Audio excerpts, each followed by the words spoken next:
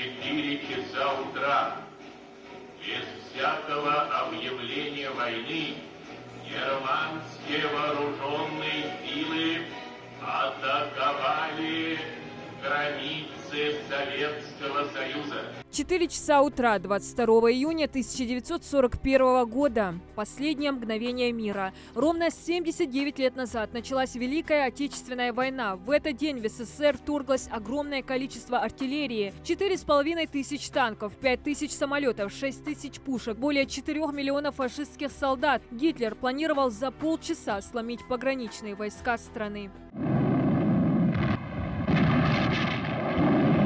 На защиту Родины пришлось стать даже тем, кто никогда не держал в руках оружие. Молодые парни и девушки, еще не успев пожить для себя, создать семьи, уходили на фронт. Среди них более 20 тысяч бойцов из Ингушетии. И это тысячи разрушенных судеб. Понимая, что шансов остаться в живых мало, они проявили величайшую самоотверженность в сражениях, которые стали самыми трагичными в истории страны. В их числе и Сталинградская битва, сражение за Москву, блокада Ленинграда.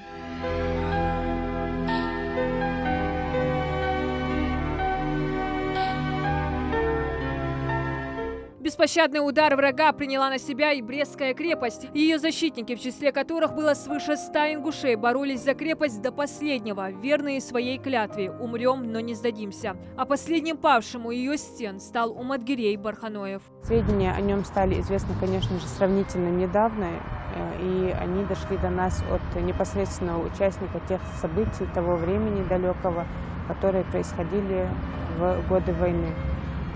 По словам одного из эсэсовских солдат, Станкуса Антанаса, из подземных казематов после взятия Брестской крепости вышел мужчина, высокий, подтянутый, в форме солдата Красной Армии. Было, говорит, видно, что он получил серьезное ранение, потому что он шел с вытянутой рукой вдоль стены, как бы нащупывая себе дорогу, а вторая его рука, говорит, лежала на кобуре с оружием. И, пройдя несколько шагов, услышав немецкую речь, он, говорит, достал свое оружие и застрелился. Немалую роль сыграл и простой народ, который также внес огромный вклад в общую победу. Немецкая танковая армада, войдя на территорию нынешней Ингушетии, устремилась к Малгобеку сразу с 3 направлений. В сентябре 1942 года на ингушский город обрушились 1000 тонн бомб и снарядов. В Малгобеке добывали высококачественную нефть. Она шла исключительно на производство авиационного топлива. Но советские войска нанесли поражение танковой армии противника и сорвали план гитлеровского командования по захвату бакинских нефтяных месторождений. Ингуши, жители Малгобека, работали на нужды фронта и помогали выхаживать раненых. 80 тысяч человек рыли к западу от города противотанковый ров длиною в несколько километров. Ширина 2 метра, глубина. Уж траншеи делали, чтобы сопротивляться немецким солдатам, не переходить через траншеи. Копали старики, мы там помогали. Мы все время помогали солдатам, рыли окопы, приносили еду. Тогда все жили тяжело, но помочь защитникам для нас было самым главным. Молоко, сыр, хлеб, все, что было, вносили солдатам. Очень уважали их. Самая кровопролитная война не разбирала ни солдат, ни мирных жителей. Ожесточенные бои Великой Отечественной унесли жизни более 26 миллионов человек. Среди павших храброй смертью около 6 тысяч ингушей. Многие до сих пор числятся в списках без вести пропавших. Потери СССР составили 40% людских потерь во Второй мировой войне. Немецко-фашистские захватчики разрушили свыше 1500 городов и поселков, больше 70 тысяч сел и деревень.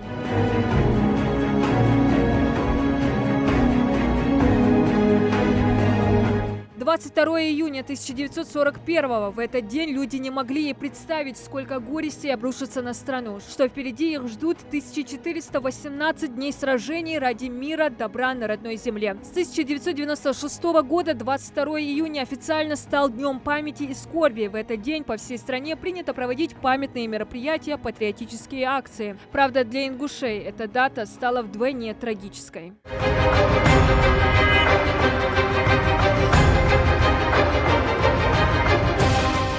В ночь с 21 на 22 июня 2004 года погибло 98 человек.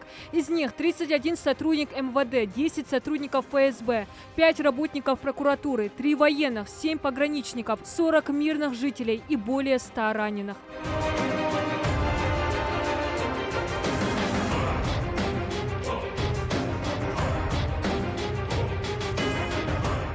воспоминаний людей это была прекрасная лунная ночь, которая не предвещала беды. И поначалу автоматные очереди принялись за традиционную стрельбу на каком-то праздничном ингушском мероприятии.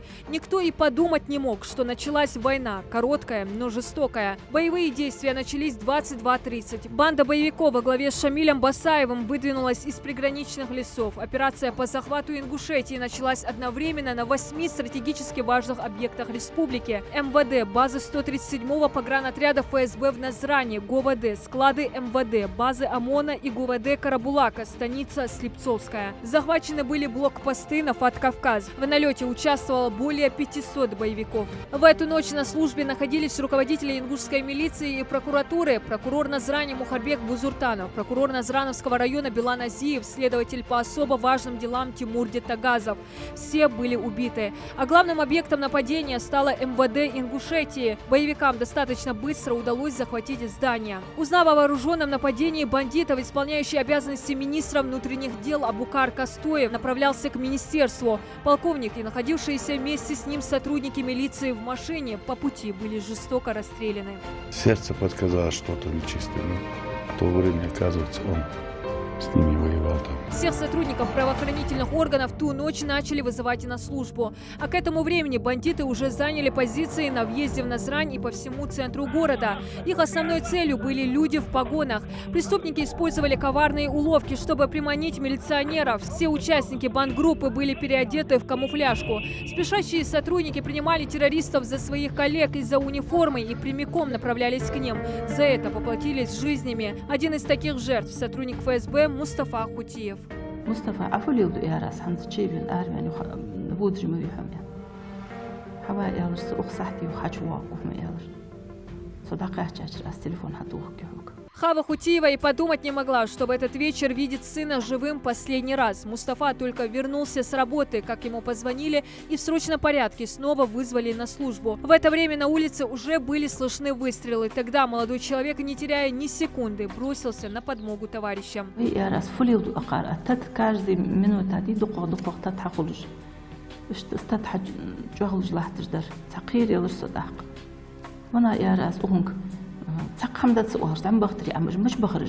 Мустафа успел доехать до центра Назрани, когда его остановили люди в камуфляжной форме на проверку документов. Пока проверяли бумаги, сотрудник ФСБ Хутиев заметил, как один из них напал на другого молодого человека.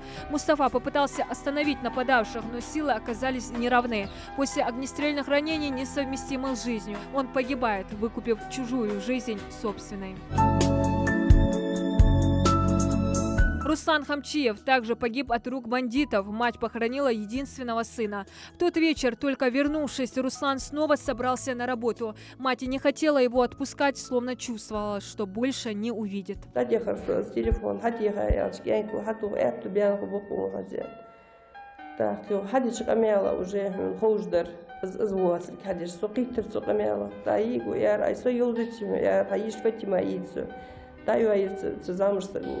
Таю я так ю, о, ю дати хажигу, Фатима я кошви хаян. Фаяха, цогдала этому я вырежет, круга их Автоматные очереди и выстрелы из гранатометов не смолкали до рассвета. Родственники Руслана тревожились, пытались дозвониться до него, но связи не было. Двоюродный брат Руслана вспоминает, прежде чем прервалась связь, людям из разных населенных пунктов удалось обменяться скудной информацией. На республику напали, идет бой, наверняка есть убитые.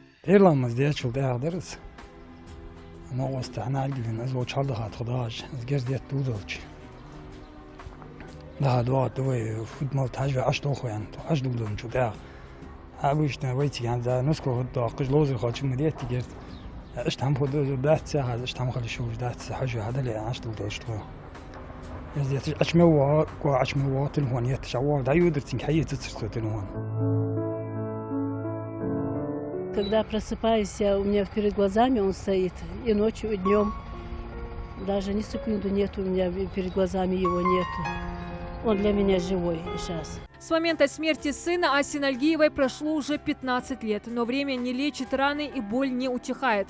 В один миг она потеряла все. Герехан Нальгиев душой болел за свой народ. Здесь, на этой аллее, 400 деревьев, и каждая из них носит имя сотрудника правоохранительных органов, погибших при исполнении служебного долга. Ася сразу же находит родное имя, говорит, это дерево – половинка ее сына. Человек был очень добрый, хороший.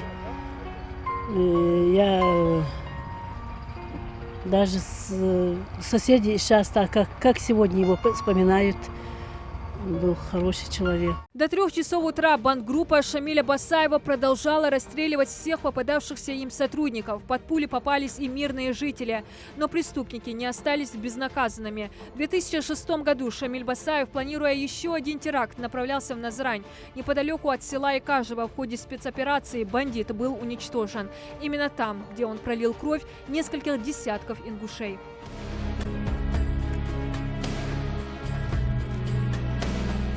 В ту траурную ночь матери последний раз видели своих сыновей живыми, а сотни детей остались сиротами. С тех пор, 22 июня, в День памяти и скорби, в Ингушетии принято вспоминать и отдавать дань уважения не только жертвам Великой Отечественной войны, но и ингушским сотрудникам, трагически погибшим в 2004-м.